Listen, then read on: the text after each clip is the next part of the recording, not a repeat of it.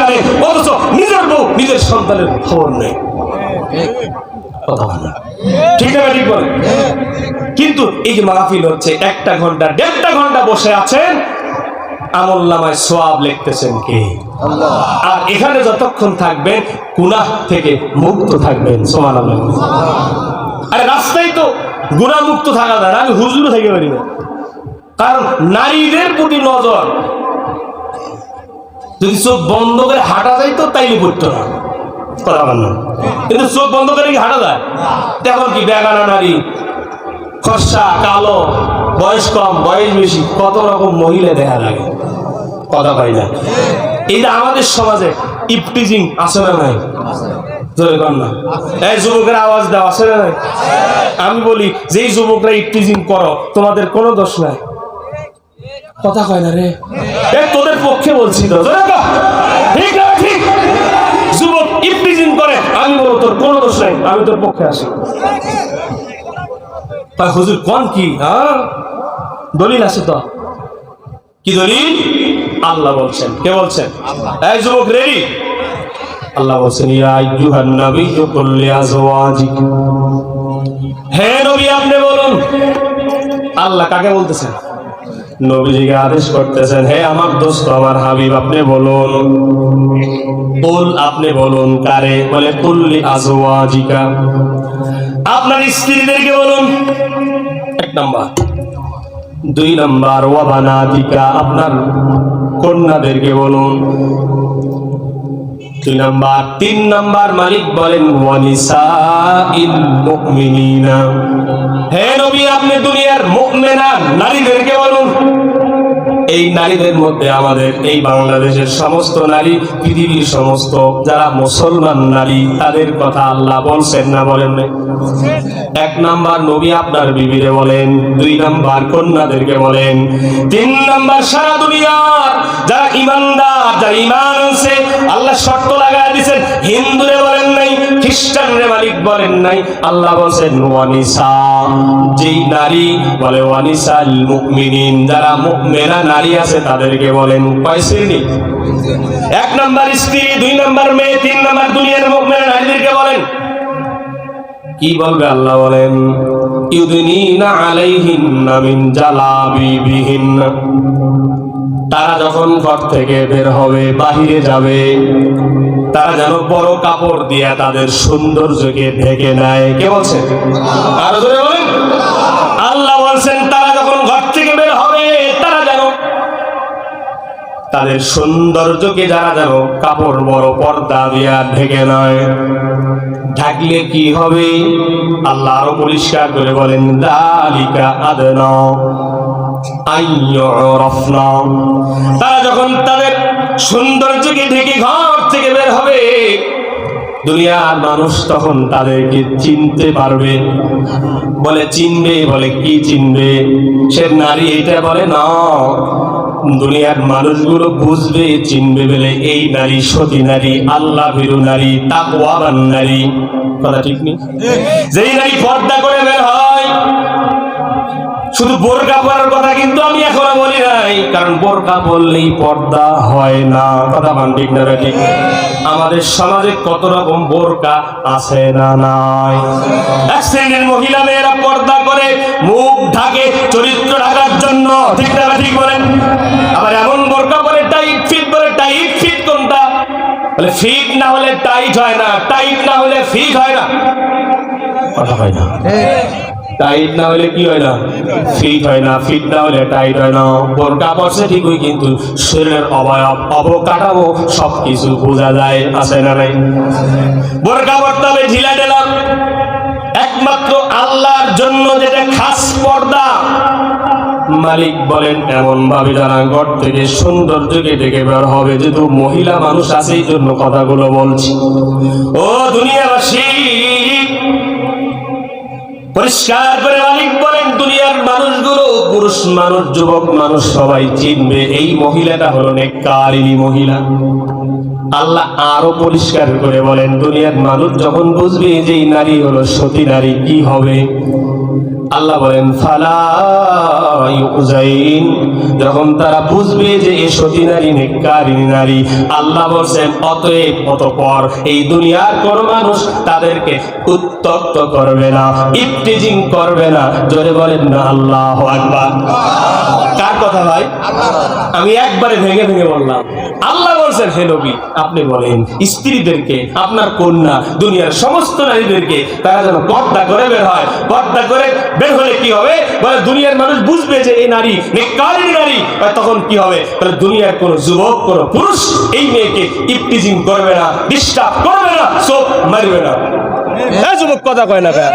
তার মানে যুবক ইফতিজিং যখন করছে, যুবকের কোনো দোষ নাই, দোষ হলো মেয়ের। বলে ওই পর্দা করে নেই জন্য কথা কয় না। একটা সুন্দর মেয়েরে দেখলে কথা বুঝেন, এটা মেয়ে সুন্দর, কি সুন্দর মেয়ে নাই? সুন্দর তো আছেই। আমরা তো সুন্দরীর পূজারি, ঠিক না? সবাই বিয়ের সময় আমি যদি কালা হই কিন্তু ভালো মেয়ে লাগবে, কথা হয় না? সুন্দরী সবাই খোঁজে। মনে করেন আপনার সামন দিয়া যদি একটা সুন্দরী মেয়ে, দেখতে সুন্দর, এখন এটার পাতলা জামা পড়ছে, ওন্না নাই, একেবারে চুলগুলো হিট দেওয়া, একেবারে চুল লাগায়া 2-4-5 পদের আলতা মেকআপ লাগায়া আপনার চোখের সামন দিয়া চুল একেবারে পুবালি হাওয়া বাতাসে উইরা যদি সামন দিয়া চলে যায়, আপনার মনের মধ্যে একটু খুদ খুদ খুদ খুদ করবি। এখন হুজুর আমি তো না হয়েছিল, এই তো বাবা একবারে ডাইরেক্ট কথা, নামাজে কুলাবে না, কথা কয় না। ওই মেয়ের প্রতি আকর্ষণ অন্তরে তৈরি হবেই। কেউ হয়তো স্বীকার করবে, কেউ স্বীকার করবে না, কথা কয় না। এমন যদি বলেন হুজুর আপনারও হয়, আমারও হয়, কিন্তু আমি ইস্তেগফার করি। ইস্তেগফার আর কতক্ষণ কুলায়, কথা কয় না। এমন বলতে পারেন হুজুর আপনার কেমন হয়? আরে আমি তো আর মঙ্গল গ্রহে থাকি না, আমি তো দুনিয়ারই মানুষ, কথা কয় না। আর যদি বলেন না হুজুর কোন মেয়ের প্রতি কোনো আকর্ষণ নাই, আমি বলবো আপনি হারবাল কোম্পানির লোক, কথা কয় না। সুন্দর মেয়ের প্রতি নজর গেলে আকর্ষণ তৈরি হবে, এটা আমার কথা নয়, এটা আল্লাহ প্রদত্ত নিয়ামত। যার এই আকর্ষণ নাই, ওর বউ বিয়ের পরে 7 দিনের দিন বাড়ি গেলে আসে না, কথা হয় না। রাগ করলেন? এই শোনেন, নারীর প্রতি আকর্ষণ যদি না থাকতো, এই যে প্রথমে কিছু কথা বলছিলাম, এই যুবকগুলা জীবনে কাজ করে নাই বাবা বেঁচে থাকতে। নারীর প্রতি আকর্ষণ না থাকলে জীবনে কামলা দিয়ে, রিক্সা চালায়, টাকা দিয়ে চাইল কিনে বউ পাইতো না, কথা হয় না। আকর্ষণের জন্যই তো করে। নারীর প্রতি পুরুষের আকর্ষণ, পুরুষের প্রতি নারীর আকর্ষণ, এই প্রদত্ত নিয়ামত কার? হ্যাঁ রোজানা বলেন কার? বাস্তব কথা তো এগুলা শুনতে একটু কেমন কেমন লাগে, কিন্তু বাস্তবতা এগুলো বলতে হয়, কিছু জিনিস লজ্জা নয়, জানতে হয়। যুবকের দোষ কি? কারণ নারী যদি পর্দা করত, এই যুবক দেখতো না, আকর্ষণ তৈরি হতো না। 10 জন যুবক রাস্তার পাশে দাঁড়ায় আছে, 10 জনের মধ্যে একজন আছে এমপির পোলা অথবা চেয়ারম্যানের পোলা, পাওয়ার আসেনি নাই, আছে না? অথবা এলাকার শিল্পপতির ছেলে। টাকা কিন্তু এমন একটা জিনিস, এটার একটা আলাদা গরম আছে, কথা হয় না। টাকার কি গরম নাই? মনে করেন আপনার পকেটে 1 টাকাও নাই, চিন্তা করবেন বাজারে যাইছিলাম, তাইতাম না, পকেটে টাকা নেই, বাজারে যায় গেলেই তো মানুষের চা খাবে, আমারও চা খাইতে মন চাবে, পান খাবে আমারও খাইতে মন চাবে, সাথে টান খাবে আমারও মন চাবে, পকেটে টাকা নেই। এখন মনে করেন যে পকেটে 1000 টাকা আছে, বাড়ির মাথা বালিশটা দিচ্ছে, মাথা ব্যথা, শরীর ব্যথা, টাকা করছে কেটে দিয়ে বাজার উচ্চাস নেই, টাকা যে পকেটে, টাকাই করছে, বাজারে যাবি না। মোবাইলের দোস্ত 1000 টাকা আছে আমার কাছে, চল সিনেমা হলে যাই, চল সিনেমা হলে যাই। টাকা যতক্ষণ পকেটে আছে, টাকা ওরে দিয়ে নানান কাজ করাবে, টাকা নাই ওর কোনো প্যারাও নাই, কথা পায় না। এই যে ক্ষমতা, এই যে আমি তো এখন সিয়ারে, কথা পায় না ভাই, বুঝতেছেন তো? না করতেছেন নাকি? আবার যে থাকে সিয়ারে সে থাকে গিয়ারে, আমি এখন গিয়ারে আছি। সিয়ারের একটা গরম আছে, টাকার একটা গরম আছে, ক্ষমতার একটা গরম আছে, আছে না নাই? ক্ষমতার গরম যদি না থাকতো, ক্ষমতা দিয়া দুর্বল মানুষদেরকে মিথ্যা মামলা দিতে পারতো না। কথা বলেন ঠিক না? অসহায় দুর্বল গরিব অন্যায় করে নাই, নিজে অন্যায় করছে, নিজে চুরি করছে, নিজে খুন করছে, নিজের দোষ, টাকার গরমে, ক্ষমতার গরমে দুর্বল অসহায় নির্দোষ মানুষের প্রতি মিথ্যা মামলা দিয়ে তার উপরে জুলুম। কথা ঠিক নেই? সমাজে কত মানুষ আছে একেবারে নিঃস্ব, এলাকার মরণ মুরব্বী মাতব্বর, ওর কাছে গেছে বিচার নিয়ে, হাই রে বিচারক, তাই চিন্তা করে কেমনে ওর জমি আমার নামে নেওয়া যায়। কথা পায় না? অধিকাংশ বিচারকের সমস্যা, কারণ বিচার যদি ঠিক মতো এই দেশে হতো, নতুন নতুন চোরের আনাগোনা বাড়তো না। কথা পায় না? আর আমাদের দেশে এমন এক পরিস্থিতি, চোর চুরি করে জেলখানায় যায়, পরে এসে ডাকাত হয়। কথা পায় না? আগে পকেট মারতো, এখন ঘরে সিঙ্গা দেয়। কথা ঠিক না? ঠিক বলে। অপরাধ করার পরে অপরাধী শোধরে না, বলে কেন? অপরাধী উপযুক্ত শাস্তি আমরা দিতে পারি না। কথা বলেন না কেন? কারণ টাকা দিয়া রাতারাতি বিচার বেচা কিনা হয়, নির্দোষ যে তার বিপক্ষে রায় যায়, আর দোষী হওয়ার পরেও টাকার কারণে, ক্ষমতার কারণে বেকসুর খালাস হয়। কথা পায় না? ঠিক না? ঠিক করে। এটা সমাজের বাস্তবতা কথা। মুসলমান ভাইরা রাগ করে, এই সমাজ ঠিক করতে হয় অবশ্যই আমাদেরকে কোরআনের আইন নীতিমালাগুলো মেনে নিতে হবে। ঠিক না? ঠিক করে বলে।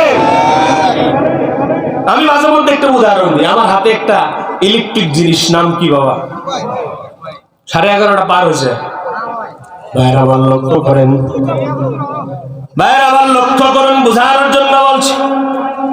আসলে আমার যেই ইচ্ছা শক্তিটা ছিল না, ওটা আল্লাহ বানায় দিছে। আল্লাহ আকবার বলে না? মুসলমান বাবা, এই যে মোবাইল, এটা যখন আমরা কিনছিলাম, এই মোবাইলটা একটা প্যাকেটের মধ্যে ছিল, কি ছিল না? ওই প্যাকেটের মধ্যে একটা ছোট্ট বই ছিল, যুবক, ঠিক না ঠিক? যেই বইটার নাম হলো নোটবুক।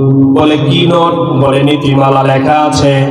কি নীতিমালা? বলে মোবাইল যিনি বানাইছেন, মোবাইলের মধ্যে কোন সেটিং কেমনে হবে, কোন সেটিং কেমনে চলবে, এটার নিয়ম নীতিমালা মোবাইলের আবিষ্কারক এই ছোট্ট বইয়ের মধ্যে লিখে দিয়েছেন।